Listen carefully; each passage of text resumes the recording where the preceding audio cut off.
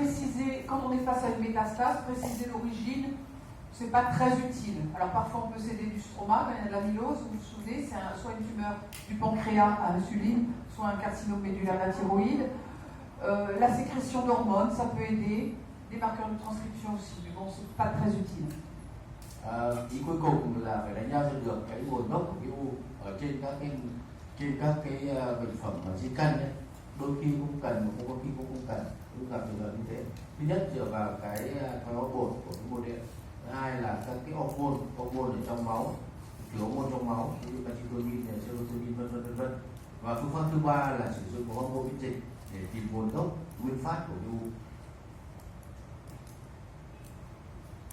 Un mot sur pour conclure sur les tumeurs pulmonaires. Donc là, la classification, c'est simple, puisque l'OMS 2015, c'est la même chose que l'OMS 2004, mais avec les catégories rangées dans le même paragraphe, regroupées dans le même paragraphe. On nous donne en plus des recommandations qui sont utiles, genre quand c'est écrasé, il faut penser à faire un Ki-67. On nous dit aussi, ça c'est très utile, qu'il ne faut pas faire de marqueurs neuroendocrines si on n'a pas la morphologie adéquate. Et sinon, rien n'a changé. Về cái phân loại của cái u calcium của phổi đấy, không có sự khác biệt giữa 2015 và 2004. Thứ nhất là người ta đã gồm 3 cái nhóm là chỉ một nhóm và không thay đổi. Đừng làm hormone miễn dịch đối với ung thư calcium của phổi nếu không có cái hình ảnh của cái HDE lần như vậy và không có gì thay đổi lắm các cái tiêu chí để chẩn đoán như là tiên lượng. Donc, pour finir sur les tumeurs pulmonaires, classification morphologique sur les mitoses, même si je trouve que ce n'est pas une bonne idée. Un mot sur les tumeurs mixtes, dans le poumon, un carcinome non à petites cellules, avec une différenciation neuroendocrine qui est morphologique, c'est-à-dire qu'on voit un contingent morphologique de tumeurs neuroendocrines. À ce moment-là, on peut parler de carcinome neuroendocrine combiné. Phân loại của phổi của thế giới đấy, thì đầu tiên chúng ta dựa vào đó chúng ta phải làm đầu tiên phải phân cho được về cái hình thái học trên HDE cái nào. Thứ hai ấy là phải xác định cho bằng được nhân chia là bao nhiêu. Thứ ba là một cái u mà nó không phải tế bào nhỏ nhưng có biến hóa thần kinh nội tiết ấy, thì phải được thì lúc ấy chúng ta sẽ xếp của nó là nếu nó biến hóa vào loại thần kinh nội tiết trên cái tế bào HDE đấy thì trong mình gọi là u thần kinh carcinoid, u thần kinh nội tiết và để hỗn hợp để nhiều thành phần. Après, dans un carcinome non à petites cellules, genre un adénocarcinome, un carcinome épidermoïde, si on a une différenciation neuroendocrine seulement sur l'immunohistochimie, mais qu'on ne voit pas de contingent CPC par exemple, eh bien ça ne compte pas, c'est hyper fréquent d'avoir dans toutes ces tumeurs des cellules endocrines éparpillées. Ça ne compte pas. Nếu một cái carcinome của phổi đó mà nó có biến hóa thần kinh hoặc là không có cái thành phần tế bào nhỏ thì lúc người ta xếp nó vào đây là thành phần ở trên hormone miễn dịch không có tế bào nhỏ thì lúc ấy có thể nó sẽ là tỷ lệ thường gặp của nó là thành phần phức hợp 10-20%. Cho lúc nó sẽ gồm có ung thư biểu mô tuyến rồi thì dermoid thì tế bào lớn vân vân. Tức là những cái u mà không có thành phần tế bào nhỏ trong đó thì được đẩy vào nhóm thứ hai, trong đó chắc chắn là không có rồi đấy. Thì lúc ấy người ta sẽ xếp có thể là u thần kinh nội tiết, tế bào lớn, rồi thì tế bào ung thư biểu mô tuyến, rồi thì dermoid vân vân. D'ailleurs, pourquoi ça ne compte pas? Parce que ça n'a aucune répercussion clinique, évolutive ou thérapeutique. Tout le monde s'en fiche, ça ne sert à rien. Donc, pas de marqueur neuroendocrine sans morphologie neuroendocrine. Như vậy là đối với lại trên bệnh phẩm đó thì chúng ta phải có cái R0 và cái lâm sàng để cho nó cắt hết u chưa, tiến triển u như thế nào và cái phương pháp điều trị. C'est d'ailleurs la même chose dans tous les organes, dans le tube digestif c'est la même chose.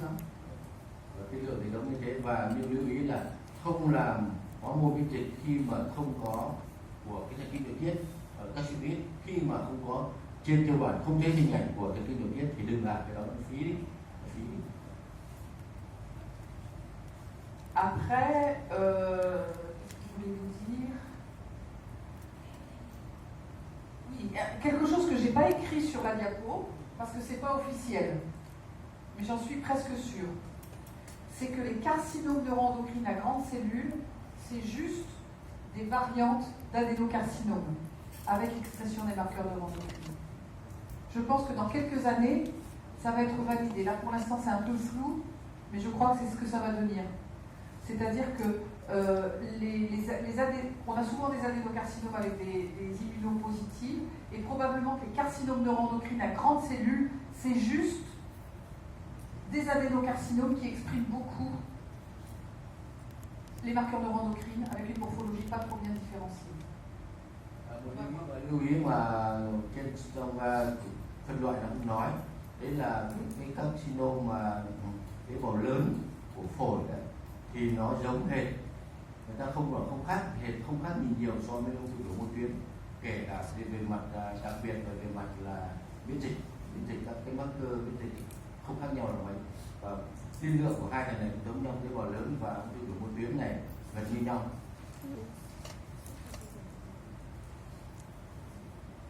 Vous vous souvenez, hein, OMS 2004, c'est OMS 2015, rangé, et c'est les mêmes critères diagnostiques. Và như vậy đấy, trong hai cái phân loại này thì cùng giống tiêu chuẩn như nhau, không khác gì cả, thậm chí nó còn giống cả với lại cái ung thư biểu mô tuyến. Les critères les plus importants pour classer les tumeurs, c'est l'hémitose, moins de 2, c'est une tumeur carcinoïde, plus de 10, c'est un carcinome à grandes cellules ou à petites cellules, et la nécrose tumorale. Như vậy, ở đây có cái tiêu chuẩn rất quan trọng là cái tiêu chuẩn chẩn đoán để phân loại. Một là tiêu chuẩn nhân chia, từ 2 đến 10, đấy là nó thuộc cái nhóm này, nhóm điển hình và không điển hình, và hoại tử. Và nếu vượt 10 thì lập tức nó chuyển sang là cái carcinome tế bào lớn tế bào bé. Une ou deux diapos pour finir sur les tumeurs digestives. Là, il faut utiliser les classifications. Donc, c'est l'OMS. Maintenant, c'est 2017 pour le pancréas et 2019 pour le tube. C'est les mêmes règles, le même grade histologique, G1 à G2 bien différencié, G3, l'ATNM. Dans le compte-rendu d'une tumeur endocrine, il faut séparer. Dans le poumon, on ne fait pas ça.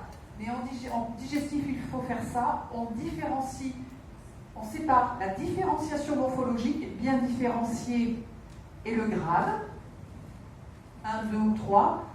On peut le faire sur les mitoses, mais on nous dit, et je crois que c'est bien de le faire plutôt sur le Ki67. Il faut bien sûr décrire la taille de la tumeur et son extension, selon la TNM. Để tóm lại, kết luận lại thế này, sử dụng cái phân loại về tiên lượng mô học của tổ chức y tế thế giới 2017 đối với tụy và 19 đối với đường tiêu hóa thì luôn phải là có hình ảnh là độ mô học là từ độ 1 đến độ 3, tức là tính tăng dần và TMN. Thứ hai là trong cái kết quả mà trả lời của kết quả giải phẫu bệnh, thứ nhất phải có là cái độ bền hóa, thứ hai là độ mô học. Độ mô học ở đây có nhân chia, lưu ý là nhân chia có thể đếm bằng tay hoặc là dùng đi sâu bệnh, đấy là thứ hai. Thứ ba là phải nói cho được là kích thước của cái u và cái độ xâm nhập của nó theo TMN. Dans le poumon, quand il y a un contingent non neuroendocrine, on appelle ça une tumeur combinée.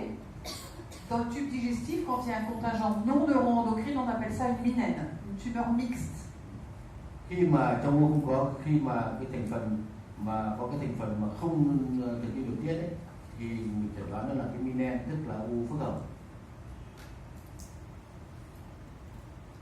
Donc, pour résumer, jusqu'alors, pour classer les tumeurs du tube digestif, on utilise le grade ou la prolifération, c'est la même chose. Plutôt le mi-voile. Alors G1, G2, si les mitoses sont moins de 2% ou moins de 20%, sinon c'est du G3 quand c'est supérieur à 20%, avec une différenciation morphologique, et on considérait que toutes les tumeurs G1 et G2, donc moins de 20%, étaient des tumeurs bien différenciées, et que surtout, dès que le MIB était supérieur à 20%, c'était forcément une tumeur peu différenciée. Để tóm lại chúng thấy là về cái phân loại của năm 2010 đấy, thì thứ nhất về độ mô học ấy, hoặc là độ phát triển của u ấy, thì D1 là đây, D2 đây, D3 đây, và hai cái nhóm này ấy, người ta xếp cái này là khi chúng ta xếp u nó là độ biệt hóa là G1, G2 đấy, thì lập tức chúng ta cho nó là biệt hóa. Còn những phần còn lại đây, đấy là tức là trên 20 rồi thì lúc ấy sẽ là kém biệt hóa. Et donc on le voit, on le répète, dans cette classification, jusqu'alors, là, l'OMS 2010, il n'y avait pas de place pour les G3 bien différenciés. Ça n'existait pas. Et là, le scoop, voilà. Là, dans l'OMS 2017 des tumeurs endocrines, parathyroïde, thyroïde, surrénale, pancréas, eh bien, sont apparues les tumeurs bien différenciées G3. Ça, c'est très, très, très, très important. Như vậy là sự khác biệt giữa của cái phân loại 2010 và 2017. 2017 là thêm được cái G3 này, 2000 mà 2010 là không có đâu. Với thêm được G3 này thì nó giải quyết được những cái vướng mắc mà ban nãy là bà vừa nói rồi. Alors, dans les tumeurs neuroendocrines bien différenciées G3, il n'y a pas de limite supérieure pour le Ki67, mais en général, c'est entre 20 et 50%.